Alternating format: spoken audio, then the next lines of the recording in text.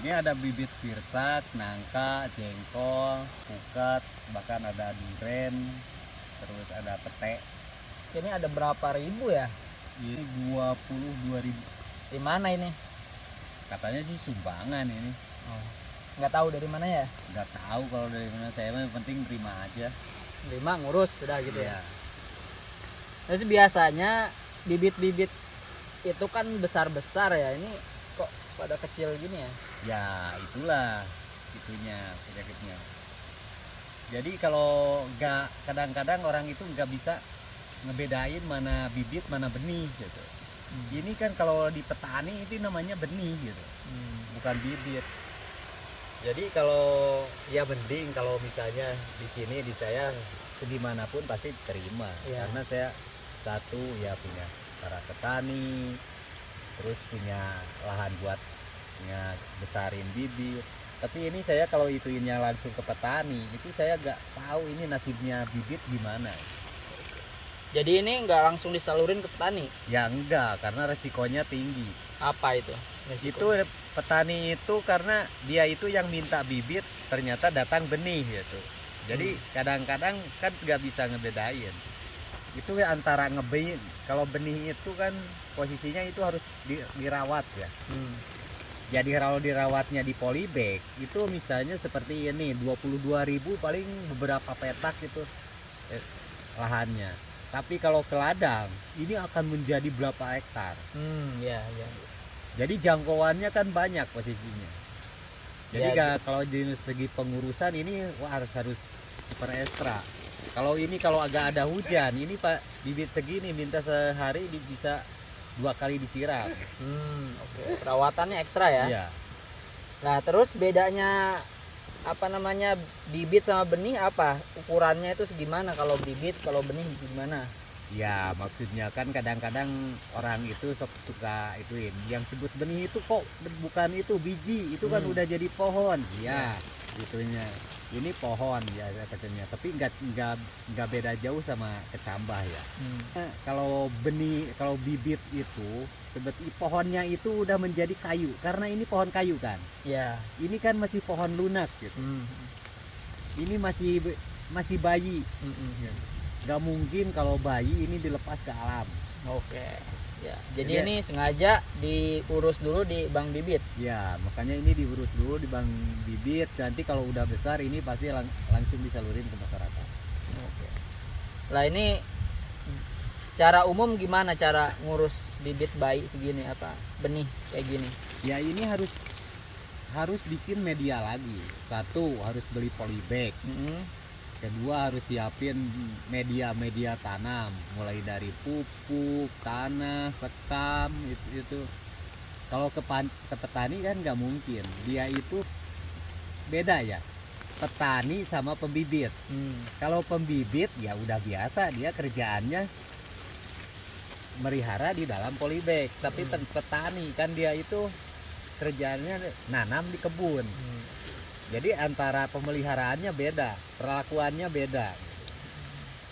Oke, jadi sebetulnya petani itu butuhnya bibit itu yang segimana gitu.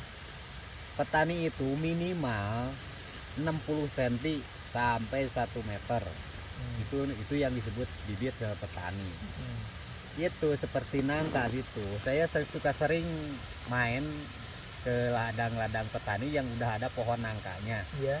Itu di bawahnya itu kan kalau menangka itu suka jatuh, yang agak busuk-busuk itu jatuh. Pada tumbuh gini, petani nggak mau. Tapi kalau saya pas bawa yang 1 meter, apalagi yang 1,5 meter, itu dia mau. Karena itu udah anggapan dia benih atau bibit. Kalau benih kan dia itu harus merawatnya gimana, karena ini bukan yang ngurus, ini bukan petani buah ya. Ini petani sayuran nanti yang dikasih itu. Dia itu nggak fokus ke sini. Dia itu fokusnya ke sayuran, tapi ini akan kena dampak dari pemeliharaan sayuran. Ya, jadi ya pengalaman petani apa namanya pembibit sama petani sayur itu kan beda ya, Ya punya beda. pengalaman yang berbeda. Apalagi zaman sekarang di petani itu tren kalau bibit itu harus okulasi, karena ya banyak itu di lapangan. Kalau seperti durian, biarpun katanya ini biji durian montong, ternyata dia udah tahun-tahun, bahkan udah 10 tahun dia pelihara, udah berbuah, ternyata bukan, menjadi durian yang kecil-kecil itu. Gitu. Jadi kalau bibit dari biji itu memang nggak semua, tapi sebagian itu banyak yang nggak seperti indukannya, seperti jeruk, eta durian, terus alpukat, itu enggak. Emang ada beberapa yang jadi aslinya lagi. Makanya petani itu beda dengan yang okulasi. Kalau okulasi itu kan cuma bawahnya aja yang dari biji, atasnya itu udah yakin indukannya. Kalau mentega, kalau di alpukat pasti jadi mentega. Jadi itu ya yang perlu dicatat juga, dari ukuran tanaman itu tadi minimal 60 cm, kemudian syukur-syukur okulasi gitu ya, bukan biji ya. Dan bukan posisi gini, kalau gini kan kalau ke petani itu diketawain.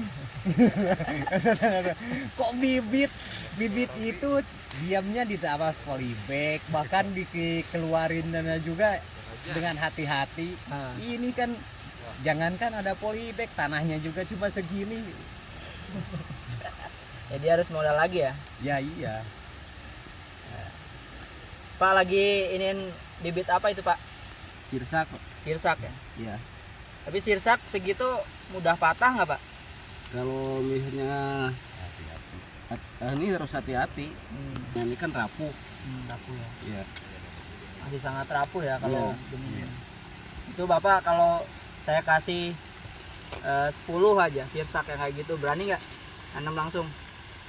Ya berani. Berani aja. Berani mati paling. Berani nanamnya. Cuma ya hidup bapaknya. Oke, ini jadi nunggu sampai setinggi apa dan nunggu berapa lama ini buat ini kalau dari biji saya biasanya berani dikeluarin kalau dari biji itu 1 meter. Ini bisa 7 bulan ini di sininya. 7 bulan. Terus nanti kan 7 bulan keburu musim panas, terus gimana dong? Ya kalau ini bisa diundurkan kan, kalau makin tinggi makin besar kan kalau bibit itu kan, tapi kalau dipelihara ya itu makin bagus. Makanya ini bisa aja kalau musim hujan nanti kedua nggak keburu, pasti ini di musim hujan pertama lagi tahun depan. Nah itu cara ngerawatnya gimana secara umum nih? Ya ngerawatnya saya paling nyiapin lahan lagi yang lebih luas karena harus ada penggantian polybag. Ya siapin lagi polybag, ya siapin lagi pupuk seperti media tanam, ya airnya harus dimaksimalkan lagi. Jadi kalau musim hujan lebih enak ya kali ya? Ya kalau musim hujan enak gitu. Salah satunya nggak nyiram. Ya. Nah terus umpamanya sudah besar, sudah siap dibagi, terus dibagi kemana? Ini dibaginya itu bisa ke Merak Dampit, Buntis, Pesanggrahan, Tugu, Cicayur, itu banyak yang itunya. Pokoknya banyak, setiap bulan kita ituin distribusikan bibit. Itu dikasihnya berdasarkan kemauan petani atau ngelihat dulu lahannya? Kalau saya sih sebetulnya kemauan petani. Karena kalau misalnya ini lahan ini harus diituin ini, tapi kan sebetulnya emang kalau nanam di lahan ya. Nah, tapi yang mengurus petani. Jadi petani itu mau merawat itu dengan apa yang dia mau. Biarpun kata kita ini barang bagus, tapi belum tentu kata petani. Gitu. Makanya saya kalau ituin petani itu mau apa, gitu. Ada itunya. Mau ini, karena harus dia, kalau dia yang dikasih yang dia mau, dia yakin dia dirawat. akan dirawat ya. Iya iya iya. Oh desa udah seberapa banyak bibit sih yang disebar gitu? Ya pokoknya mah setiap bulan saya pasti distribusikan bibit ya. Pokoknya udah banyak sekali. Pokoknya kalau itu mah ya pasti ada arsipnya kalau di Odesa. Kalau saya hitungan jelasnya itu Iya. karena saya nggak fokus ke hitungan, posisinya itu saya distribusi ke lapangan. Iya. Tapi kira-kira sebulan berapa ribu gitu? Berapa Ya ribu? iya emang enggak itu juga. Memang bisa 1.000, bisa 2.000 itu enggak itu karena di mana ada bibitnya kalau desa. Tapi setiap bulan hampir setiap bulan itu pasti ada penyaluran bibit. Pemerintah itu punya program penghijauan sendiri ya. Sering ngasih bibit-bibit katanya ke petani ya. Kawasan sini banyak gitu. Nah itu gimana kok masih ada erosi? Gimana itu ceritanya Kang? Karena yang saya tahu di lapangan ya. Jadi itu program itu ya berangkatnya itu bukan dari petani. Sebetulnya kalau arahnya petani itu program Jogja harus dari petani. Maksudnya saya dari petani itu konsultasi dulu lah sama petani. Petani itu mau nanam apa? Misalnya kalau buah mau buah apa, kalau pohon mau pohon apa. Kan yang orasi itu tanah. Iya.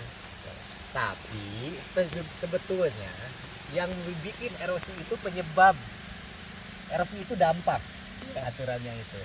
Kalau ituin tanah, ya tanamin ilalang, tanamin kaliandra, itu pasti gak akan jadi erosi. Tapi kan posisinya di situ itu di lahan produktif ya. Jadi itu karena dampak. Kedampaknya itu ya dampak ya satu dari pertanian, ya ujungnya dari manusia, dari petaninya.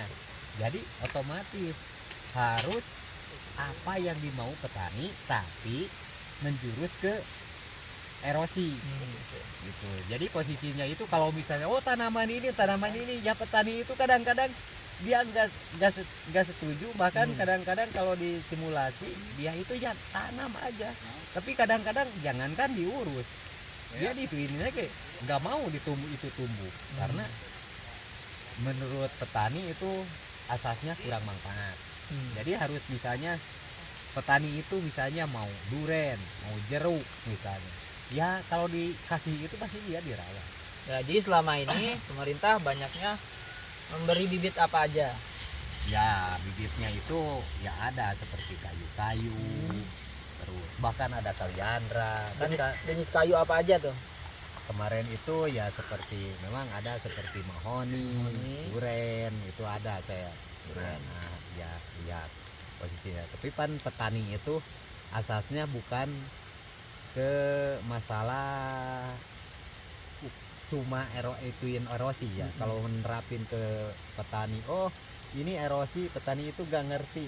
Nah petani itu dia itu pengennya itu kebunnya itu ini nggak ada rumput, posisinya itu atasnya itu nggak rimbun. Petani itu cuma aturnya gitu. Tapi kan posisinya ini erosi itu apa gitu. Kalau ada ituin ke petani ini bisa menyebabkan banjir gitu. Kan petani itu ada di atas.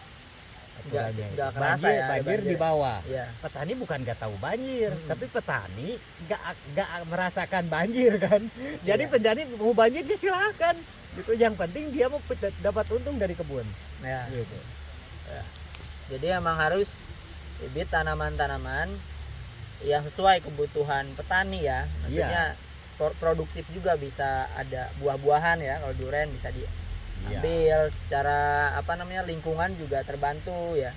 Penuh sama buah. Seperti udah jeruk kan dia itu dengan otomatis dengan sendirinya akan mundur dari sayurannya itu karena udah agak produktif, tapi ini udah dapat untung dari sini gitu. Makanya memang kalau sekaligus ini langsung dibikin demplot, petani itu berarti langsung berubah pertaniannya itu. Petani itu pasti gak akan kebayang, dia itu akan nerima, tapi berlahan ujung-ujungnya pasti akan juga. Nah itu ada kasus nggak yang petani ikut program pemerintah nanam kayu misalkan? Itu banyak. Terus gimana itu? Habis nanam kayu terus diapain? Habis nanam kayu, kadang kayu udah 4 meter itu ditebang. Karena apa biasanya? ya seperti itu. Bahkan saya sendiri, Ya. kebun saya kan kebun kayu ya. Itu jangankan ada nilai ekonominya gitu, cuma rimbun aja. Ya kalau saya nggak apa-apa gitu. Tapi kalau petani yang lain kan dia itu lahannya cuma segitu, penuh sama kayu, mau dijual nggak laku. Posisinya itu jangankan dia buat ada nih, wah kayu itu laku, ya laku itu di material.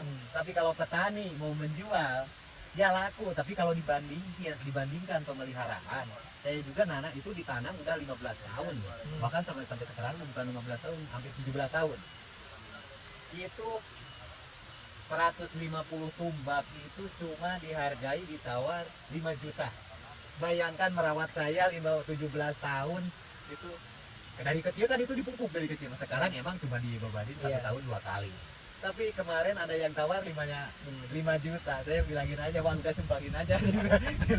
Bukan nggak ada nilai ya. Tapi kalau dihituin sama untung Iya. gitu, wah jauh. Jauh secara ekonomi. Iya. Disumbangin ke pesantren gitu. Iya.